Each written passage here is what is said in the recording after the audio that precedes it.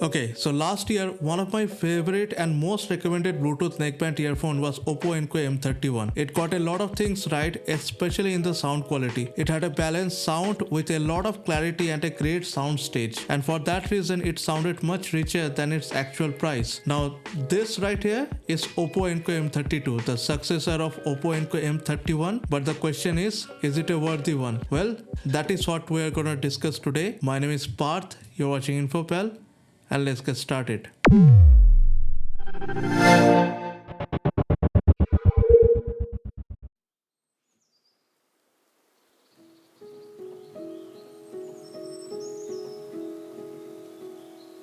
Now, generally, I talk about build quality, comfort, connectivity, all those things before I talk about sound quality. But for Oppo Enco M31, the sound quality was the main thing. And most of the people who are coming to watch this review has the main concern that how good or bad is the sound quality of Oppo Enco M32 compared to M31. So today, I'm going to break my standard practice and talk about sound quality first. Okay, so let's begin. And right off the bat, it's a completely different sounding earphone. Unlike Oppo Enco M31, which served a beautiful, soothing, and almost balanced sound signature, this one is for bass lovers.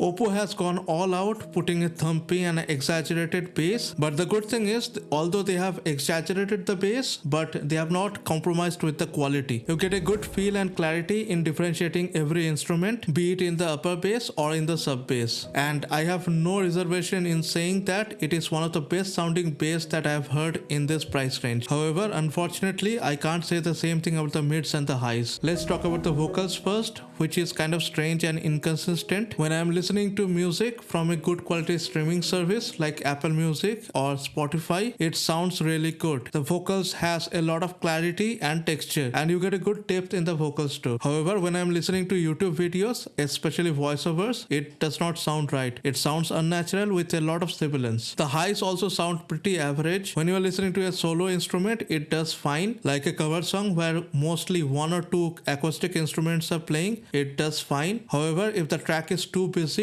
it does struggle differentiating between different instruments. Now, the highs on Oppo Enco M31 was not brilliant, but it did a lot better than this one. However, saying so, the sound signature and the clarity in the sound signature is still far better than most of the Bluetooth neckband earphone in this price range. Now, the soundstage and imaging is also really good for the price it comes for. Yes, it does not have a wide soundstage, but the depiction of the instrument playing in the left and right ear channel feels right. And also, it does not feel congested. Now, one thing to keep in mind, this is not the loudest earphone that you will find in this price range. In fact, the passive noise isolation it comes with, paired with its not so loud volume, if you are outside and traveling by local transport, a lot of environmental noise will bleed into your listening experience. In fact, I travel by local transport every day, and the crowd noise does supersede the loudest volume of this earphone. So that is something to keep in mind. Now let's talk about the elephant in the room and all the fuss around not including the LDAC in this version of OM32. Well, to be honest, I have not missed it at all. In fact, with Oppo Enco M31, I did test the earphone with LDAC on and off while listening to Apple Music, and the experience did not change much. In fact, it was almost unnoticeable for me. It's the overall sound quality that matters the most, and in case of Oppo Enco M32,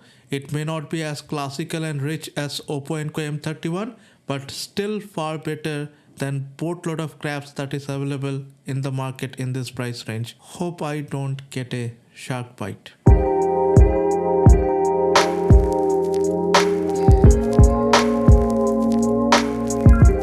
Now, apart from the sound quality, there are other also impressive changes in the Oppo Enco M32. For instance, the build quality got a major overhaul. Now it feels more robust. The wire that connects between the ear piston and the neckband feels a lot more sturdier, and it is not as finicky as the Oppo Enco M31. The buttons also got bigger. However, I feel a little more tactile feedback would have been great, but nonetheless, it is an improvement from the previous one. Now, as the build quality has got more sturdier, the overall size has also also been a little bulkier than the previous one. However, it is not to the point where it feels uncomfortable, which brings me to the point of comfort of using this earphone. First of all, although it got a little bigger than the previous Oppo Enco M31, it still feels really comfortable. The bigger size does not interfere with the convenience. Now the ear tips are not as snug as I would have liked. However, now it comes with wingtip design, so it feels more secure to the ears. Now connectivity wise, it comes with Bluetooth 5.0 and I have not seen any drop-in connection. The connection is strong and it is fairly quick. Now just like the previous version, it does not have dual pairing, but it carries over the quick switch feature, which is also a lifesaver. And just like the previous version, it has the magnetic connection feature, which is good. However, it still does not resume the playback when the ear pistons are detached, which is disappointing. But what's not disappointing is the improvement in the battery life, and it has got to a point it is insane. Now it claims to have a battery life of 28 hours, which is already very good, but what's insane is that fast charging technology in this one, which is brilliant. You can charge now for 10 minutes and it will give you 20 hours. Although I have not clocked 0 to 100%, but I can tell you this, for the initial 3 weeks after receiving this earphone, I have not charged the earphone at all. Then I charged it for 10 minutes and that was 1.5 weeks back and it is still going strong. So if you're concerned about the battery life, don't be. Okay, now let's talk about the microphone quality. Now, as usual, what I have done to test the microphone is I have called to my second number and this call is recorded over there. Now, this will give you an idea about how this microphone would sound to the other party during a phone call. And to give you a perspective of the environment, there's a fan running overhead and all the windows are open and the doors are open. There's a busy kitchen right outside this room and also there's a TV playing in the adjacent room. So this will give you an idea about the background noise cancellation of this particular earphone while you are on a call. Now what I'll do is I'll switch over to the phone. Okay, so now what I've done is I've switched to the microphone on the phone itself, which will give you an idea that how it actually sounds on the phone call. And you can easily compare that how much difference Oppo Enco M32 makes during the phone call through its microphone. And just to give you a perspective, everything else remains same. All the sources of the background noises are similar. Let me know what you think about the microphone quality. Back to the review. Okay, time for final verdict.